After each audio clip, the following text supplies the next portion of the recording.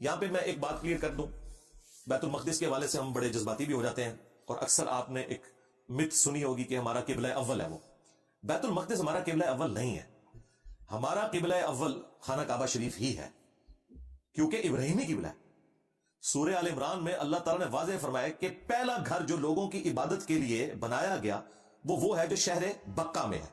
یہ مکہ کی دو پروننسیشن ہے، مکہ اور بکہ، میم سے بھی اور با سے بھی. جس طرح آپ کے پڑوسی ملک انڈیا میں بامبے بھی بولا جاتا ہے، ممبئی بھی بولا جاتا ہے، با اور میم. یہاں پہ بھی بکہ اور مکہ.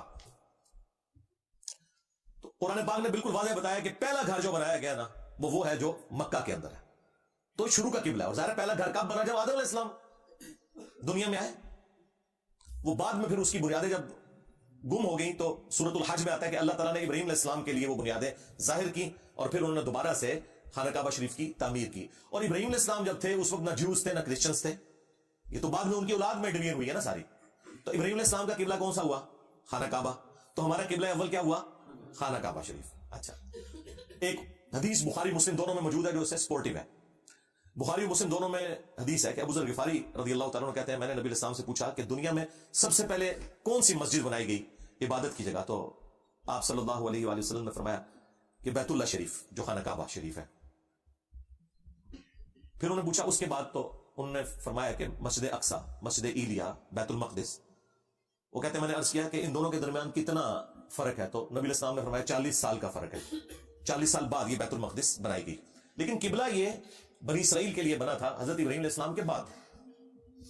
اسی وجہ سے بخاری مسلم دونوں میں آتا ہے کہ نبی علیہ السلام نے 17 مہینے تک جب مدینہ شریف گئے ہیں تو آپ نے بیت المقدس کی طرف رخ کر کے نماز پڑھی ہے، تاکہ جو وہاں پہ یہودی آباد تھے وہ اس اعتبار سے کوئی مسلمانوں کو ٹریٹ نہ کریں کہ یہ کوئی الگ سے مذہب ہے. یہ بتانے کے لیے بھی ہم بھی موسیٰ علیہ السلام کے ماننے والے ہیں، ایک کامن ٹرم کے طور پر. لیکن نبی علیہ السلام کی خواہش یہ تھی کہ یہ ڈیسیژن جو ہے وہ ریورس کیا جائے بیت اللہ شریف کی طرف. اور پھر سورہ البقرہ میں آیا کہ اے محبوب صلی اللہ علیہ وآلہ وسلم ہم آپ کا بار بار چہرہ اقدس جو ہے آسمان کی طرف اٹھانا دیکھ رہے ہیں، ان قریب ہم آپ کو اسی قبلے کی طرف پھیر دیں گے جو آپ کی خواہش ہے. اور پھر ساتھ ہی حکم آیا کہ اپنے رخ کو آپ پھیر لیں. وہ مسجد قبلتین آج بھی مدینہ شریف میں موجود ہے. اب مدینہ شریف کی لوکیشن ایک ایسی لوکیشن ہے کہ بالکل 180 ڈگری ہے بیت المقدس اور بیت اللہ شریف. تو نماز کے دوران حکم آیا اور یہ قبلہ چینج ہوا. مسجد قبلتین میں باقاعدہ بیت المقدس کی طرف بھی ایک محراب انہوں نے اوپر والے پورشن میں بنائی ہوئی ہے نشانی کے طور پہ، اور آج تو ظاہر ہے وہ قبلہ رخ ہے. تو یہ حکم نازل ہوا اور واپس دینی قبلہ ہمارا نماز کا وہ ابراہیمی قبلہ بن گیا. اور اس کا ذکر بھی سورۃ البقرہ میں آتا ہے کہ یہ ہم نے اس لیے کیا کہ تاکہ اہل کتاب کو تمہارے خلاف کوئی حجت نہ مل جائے. کیونکہ اہل کتاب جو تھے جیوز، وہ آپس میں جب ملتے تھے تو وہ چیما گوئیاں کرتے تھے کہ اگر یہ ابراہیمی ہوتا تو بیت اللہ کی طرف منہ کر کے نماز پڑھتا. اس کا مطلب ہے یہ ابراہیمی نہیں ہے. اب نبی علیہ السلام کیوں کر رہے تھے؟ اللہ تعالیٰ کی وحی کے ذریعے تھا کہ آپ نے کامن ٹرم پہ رہنا ہے.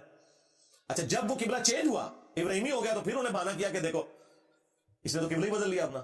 اور پھر اللہ نے قرآن میں کہا کہ ان قریب بیوقوف لوگ کہیں گے کہ قبلہ کس نے بدل دیا، آٹا گوندیا ہلدی کیوں ہے. یعنی یہ وسوسے شیطان کے اتنے برے ہیں کہ ان کو اللہ تعالیٰ بھی ایک خاص حد تک ایڈریس کرے گا. اللہ تعالیٰ نے پھر اس میں فرمایا کہ ابھی بھی لوگ بولیں گے، لیکن اس کا حال یہ ہے کہ اب چھوڑ دو اس کو. اب کیا کریں؟ ایک طرف اگر ابراہیمی قبلہ کرتے ہیں تو کہتے ہیں یہ ہمارا قبلہ انہوں نے چھوڑ دیا، اور اگر ان کے قبلے کی طرف منہ کرتے ہیں تو پھر کہتے ہیں اچھا ابراہیمی ہوتا تو اس طرف کرتا. اب درمیان میں نیا قبلہ تو نہیں کو بنایا جا سکتا تھا. بہرحال وہ ایک اعتراض کا تو جواب دے دیا گیا، دوسرے کو کہا کہ بھائی ویل لیفٹ کرو، چھوڑو، دفع کرو، ہر بات کا جواب نہیں دینا ہوتا. اور وہ پھر ہمارا قبلہ آخر بن گیا.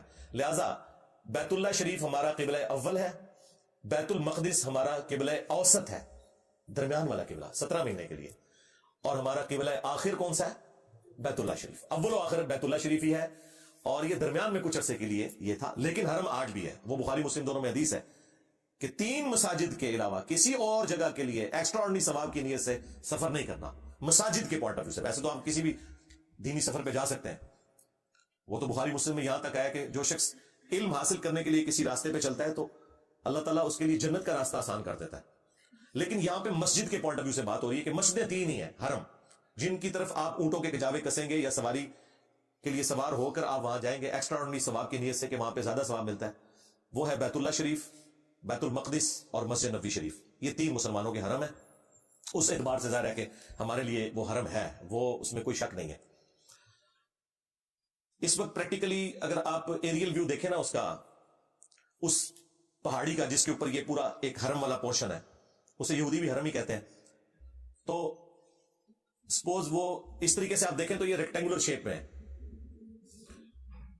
اگر یہ والی سائڈ جو ہے نا، آپ اسے مسجد اقصی تصور کر لیں کہ یہاں پہ مسجد اقصی ہے جو کہ بیت اللہ شریف کے رخ بنی ہوئی ہے، تو اس کی اس والی دیوار کے سائڈ کے اوپر وہ دیواریں گری آتی ہے، ویلنگ وال، جو ایک ہی دیوار بچی ہوئی ہے جو ہیکل سلیمانی توڑ دیا تھا ٹائٹس نے. اور بالکل اس کی اپوزٹ سائڈ کے اوپر وہ ڈوم آف دا راک ہے، گولڈن ڈوم، جہاں سے نبی السلام جس چٹان سے معراج پہ تشریف لے گئے تھے، جسے اکثر لوگ مسجد اقصی سمجھتے ہیں. گولڈن ڈوم کو مسجد اقصی نہیں، مسجد اقصی کا گنبد جو ہے وہ گرین کلر کا ہے اور تھوڑا چھوٹا ہے. انشاءاللہ تصویر میں اٹیچ کر دوں گا بعد میں ویڈیوز میں بھی، کہ وہ آپ کو پتہ چل جائے کہ مسجد اقصی کون سی ہے، ویلنگ وال کس جگہ کے اوپر ہے، اور جو ڈوم آف دا راک ہے، قبۃ الصخرہ، جو چٹان کے اوپر بنا ہوا گنبد ہے. تو اب یہ جگہ سب کے لیے ظاہر ہے متبرک ہے، کرسچنس کے لیے بھی ظاہر ہے. جیسس کرائسٹ کی والدہ بھی اسی بیت المقدس کے اندر عبادت کر رہی تھی، اور اللہ تعالیٰ نے ان کی طرف فرشتہ بھیجا، اس لیے وہ سب کے لیے ایک متبرک جگہ ہے.